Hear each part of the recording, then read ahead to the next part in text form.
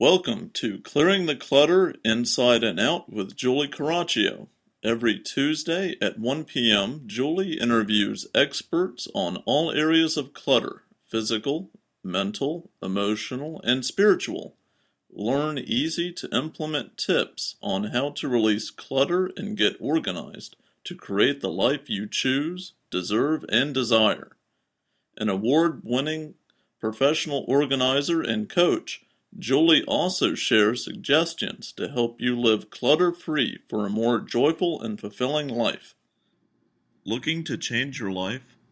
Are you ready to release all your clutter, physical, mental, emotional, and spiritual? Our Declutter Your Life is a year-long how-to, go at your own pace workbook course to guide you through the process of clearing clutter.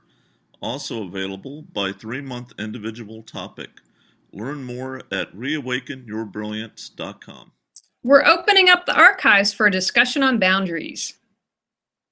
So I wanted to talk about boundaries, and what prompted this was I have a very active YouTube channel, and someone had posted a comment, and I make sure and all my social media to respond. But this person had posted something kind of cranky, but I gave them the benefit of the doubt, and about how the look of the video they were watching and the sound, and by the way of their description, I said, I want to make sure your computer's okay because this is what you should be seeing and what you should be hearing. And they came back and were just mean again, which is fine, and everyone's entitled to that. And, a lot of times we're taught, whether it's from a religious viewpoint, such as turn the other cheek, or a spiritual standpoint, we should be the better person. But I'm going to argue that you can do that, but have strong boundaries as well. And normally I leave all comments up. I believe that you don't have to agree with everything I say, and I welcome a healthy dialogue and discussion, but I don't appreciate swearing, and I don't appreciate just plain meanness and pettiness. And so I ended up deleting the comment, and it felt really good. But for me, it felt like in this particular instance, I needed to set a boundary. So I wanted to talk about that today. So first, from a clutter standpoint, I view clutter as being physical, mental, spiritual, or emotional. Any way that it's stuck, stagnant energy that is preventing us to move forward in our lives. And that's why I'm so passionate about us, because I believe we all have gifts, and I want everyone out there living their amazing lives, sharing their talents with the world, because as you do that, you allow others to. But for instance, if you can't say no, how can that translate into physical clutter?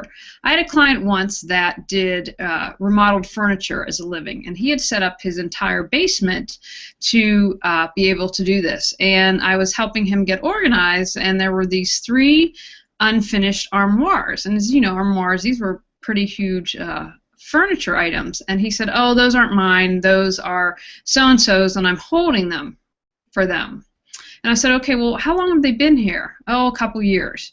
So here in this area where a man was making his money to support his family, he was allowing physical clutter because he couldn't say no to someone. And so we worked on something. Okay, we're going to give him a deadline of a couple weeks and move it out. And if they don't, you can sell it or list it on Craigslist or something, but get it to move forward. But if you aren't afraid to say no, then you might be holding on to physical items that aren't yours. We can get a lot of emotional and spiritual mental clutter when we don't have good boundaries. So for instance, here's an example that happened to me. Someone had tried to manipulate me into buying their particular product, and in this case I said, "You know what, thank you, I'm not interested." In the past, what I would have done was I would have bought the product most likely, but I would have been really angry, and I would have stuffed the anger deep down, and that would have turned into resentment because I didn't have strong boundaries. And we'll talk about this on another episode, but not having strong boundaries, a lot of time that comes from not feeling good enough, believing that you're worthy, and that's something, if you're willing to look at and dig deeper, I always encourage that to go within, because we have all the answers that we need within. So that's kind of where the loose boundaries start. But if you don't have good boundaries, you can be manipulated easily, and that's going to, again, create emotional, mental, spiritual, or physical clutter. So what do we want to do to have healthier boundaries? I believe that the key is, first of all, if you know yourself and what's acceptable and you're very clear on that, then it really makes things easy. An example in clearing clutter: if you know what your goals are, if your priorities are, say, your family, perhaps your spiritual life, and maybe your career, then when you're clearing things out, you can ask yourself, well, how does this fit in? Is this something if I use for my top priorities? And if not, you're able to clear that clutter. So being very clear in what is important to you and your priorities is helpful. A key also that I found that's very helpful is being neutral and not judging anything. Because when we get judging, remember, if you judge yourself, you're also judging another. Or when you judge another, you judge yourself. So creating the ability to look at something from a neutral objective without judging it, because when you judge it and it creates all those other emotions around it that can mess around with your boundaries. Those are things that are really important. And checking in with yourself often is something that I've found that is very helpful. One thing that I'm going to always lead you to do is go within, because we all have the answers inside, and that's really important. Check in with your heart. You know, our ego is our brain and can sometimes confuse us, put us in the wrong direction, but your heart truly knows what it's doing. If you're ever interested, I would check out it's something called heart math, where they've done studies like on the electromagnetic fields and how out there the heart is, and that it's really much bigger from that standpoint than your brain. But your heart always knows what's right. And something that I encourage people to do is to close their eyes, to sit quietly and put their hand over their heart and ask, okay, is this what's good for me? And you know, if in the beginning you're starting out setting boundaries and it's a challenge, and again, I'm fortunately speaking from experience. I was a doormat, and I think I'm being generous with that description. But I've learned to exercise my boundary muscle and just say no and be able to prioritize what's important for me. So if you're sitting quietly, you can ask, okay, is this something that I'll benefit from, or is this something that I truly want to do? And with your hand over your heart, you can just sit quietly and listen, because you'll get a feeling that that is what you need to do and what is helpful. Another exercise that I have found that benefit people is if you're standing, ask yourself a yes or no question, or is this something I want to do? Will this help me move forward? And if you're standing there, if it's yes to the question, your body will slightly move forward. And if it's no, don't go there, danger, Will Roger, it will move back a little bit. It's really interesting. Until I'd done it for myself, I wasn't sure. I thought, But again, your body really knows what's going on, and that's why it's sit quietly and put your hand over your heart. That's just another way to focus your heart and your intuitive energy to help you lead in the right direction. Another thing that I think is important with boundaries, again, being clear on what your priorities are, following your heart, because that's something, it won't lead you astray, it will lead you in the right direction.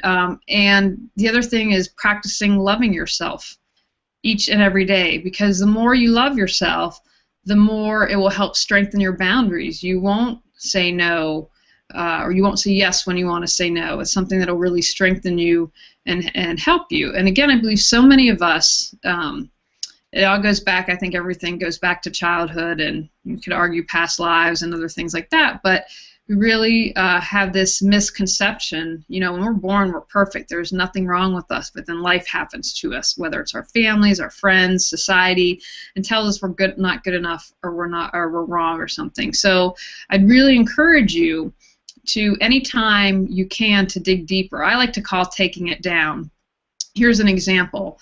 I got really upset with someone the other day, but I'm a firm believer in, you know, going within for answers, and that we create our life. So what do I have to do with it? That's what I always ask myself, because I believe if situations happened, I've created it, and what is there for me to learn? And so someone had upset me, and so I took a moment and stepped back, and I said, okay, what's going on here? What are you upset about? And then I took it down. So I said, okay, You're upset about this because you feel that they've abandoned you in your friendship. You're upset about this, that you feel they said they would do something and they promised something and they didn't deliver. But then I said, okay, let's take it down another layer. What's this about? Oh, it's a fear of abandonment because I've had that happen. Oh, it's really a fear that I might not succeed, and that I had this fear of failure. So when we did a couple layers and did that exercise, I was able to say, okay, this is what the fear is really about. And embracing that, a thing that I still need extra work on, is pushing things aside and allowing that to come up. You know, I talked about at the beginning, if someone upsets you, or like I would have brought that product and been really cranky later and just stuffed it inside, is to acknowledge that. It's okay, you know, having a healthy boundary. It's okay to be angry. It's okay to be sad, to embrace those emotions, you know, and move forward with that. And I think if we embrace and acknowledge, then we're able to let go. And it's when we don't do that that we get into trouble. So those are just some of my thoughts. A quick little hangout here on boundaries, because I think it's so important that we start to exercise our boundary muscle every day. And, you know, don't beat yourself up if something happens and you don't, you say yes when you meant to say no. It's a process.